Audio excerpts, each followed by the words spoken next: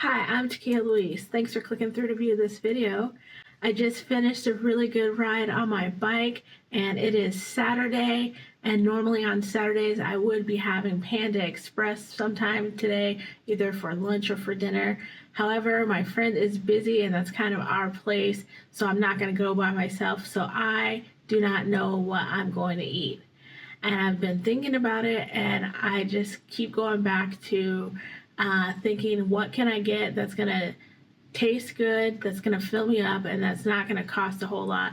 And the only thing that I keep circling back to is Panda Express, unfortunately.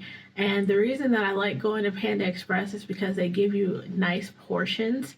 And before I started my natural weight loss adventure, like back when I was 282.6 pounds or above, I don't know the exact amount that I would have been over. I just distinctly remember being 282.6 pounds on August 20th of 2023. And at that time, my Panda Express order was fried rice, super greens, the what's it called, Beijing beef, and then I think the sweet fire chicken or orange chicken I would get.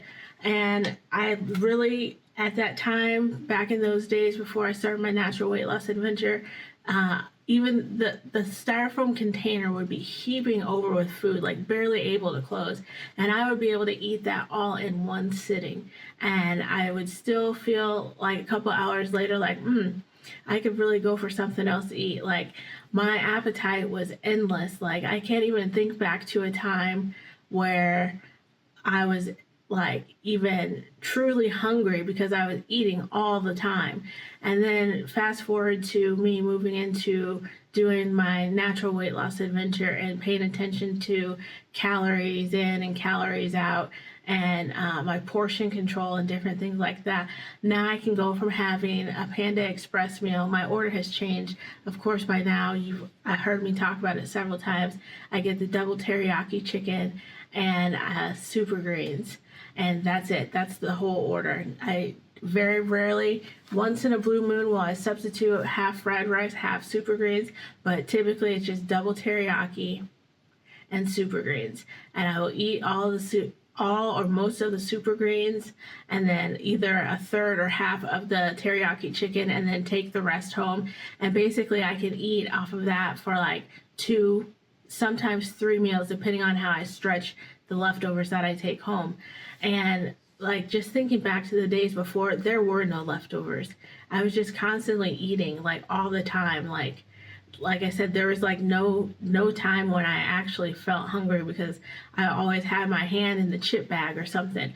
Like, chips were a big thing for me. I absolutely love chips. I love the crunch. I love the savory flavors and the saltiness, and just everything about chips I really like. And I've been able to still eat chips now when I'm doing like being in a calorie deficit. I've just switched the type of chips. Rather than eating Doritos or Cheetos, I now eat the Quest protein chips, so that way at least I'm getting some protein in with my crunchy snack. And even now I'm kind of leaning more away from the Quest protein chips. I bought the Quest protein crackers. They have less protein in them, but they're really good, and I've been sampling those for a little while now. I showed them here in a video a couple weeks back, and I think those are really good. But I just feel like my tastes have changed. The way that I see food has changed. I now understand portion control, because like I said, back in my Fatty Waskins heavier days, I would be able to eat that whole styrofoam container full of Panda Express in one sitting, and then a couple hours later be hungry. And then now I'm able to portion out the Panda Express portion into at least 2, sometimes 3 meals, so I'm able to not only save on calories and like save on, I never felt full. Even though I was constantly eating all the time, I never felt full. And now sometimes when I eat, I have this feeling, not necessarily of being full, but being in a state of having enough food to eat, like being in a content state. And then when I do actually get hungry, it's like, yes, I'm hungry for food because I haven't stuffed myself to the point of being like super duper stuff, like to the point where you want to take a nap. But I don't know, portion control is really big for me. I've been counting my calories since August 20th, 2023. I'm using MyFitnessPal, and I know every single thing that I eat because I look it up in MyFitnessPal or from like Walmart.com. I go off the nutrition facts off the products from Walmart, and I plug those in if I need to put it in there if it's not already in MyFitnessPal, which is a nice feature so you can get accurate readings of the calorie counts for the foods that you're eating, because sometimes even though it might already be plugged into MyFitnessPal, it's not accurate, and I just go ahead and just put it brand new and fresh for me, so then it's there in my list of foods for me to have to reference when I eat that again. It's already there. And I just appreciate the fact that I can now kind of look at a food and gauge how many calories it's gonna cost me, because in the end, calories are costing you. If you're eating a lot of them, it's causing you to like potentially gain weight or gain fat and stuff like that. But I just think of it as like a transaction of like, okay, so I'm going to eat this protein chips for like 160 calories, but in exchange I'm getting, I think it's like 18 or something grams of protein. So that is like a good exchange for me in terms of like the cost of the food in regard to my like eating program. And I don't know, it's just sometimes I still wish I could eat like I did when I was much, much heavier. And I'm sure I can, but I don't want to pay that cost because I don't want to put all the pounds back on. Because basically my diet and walking has been what's helped me to lose weight. And I think mostly being in a calorie deficit, I eat typically around 1,500, sometimes up to 1,700 calories a day. And if I do happen to go over that, it's like I chunk down the amount of calories that I have the days leading up to or the days after. So it just kind of evens out during the week. So it's not just like a spike after spike of like 2,000 food calorie eating days. And I think that's an important thing to note, is that if you can, you allot yourself a certain number of calories per day, and then you times that by 7 per week. And as long as your what you're eating, your budget, your food budget is within that range or below, then you're bound to still make strides in your weight loss adventure. If that's what you're trying to do in terms of like losing weight and stuff like that. But I just think back to the days when I was able to like, I basically had like an endless appetite and I would just eat all the time. And sometimes I just think, man, what would I eat right now if I would eat like that? And what I used to eat back in the day, like, and I was notorious for this for like months on end, this is what I would have for dinner. First of all, I would get the Gatorade, orange Gatorade powder, and then I would mix that with the water, like in a jar, like a rail spaghetti jar. I just turn those into cups.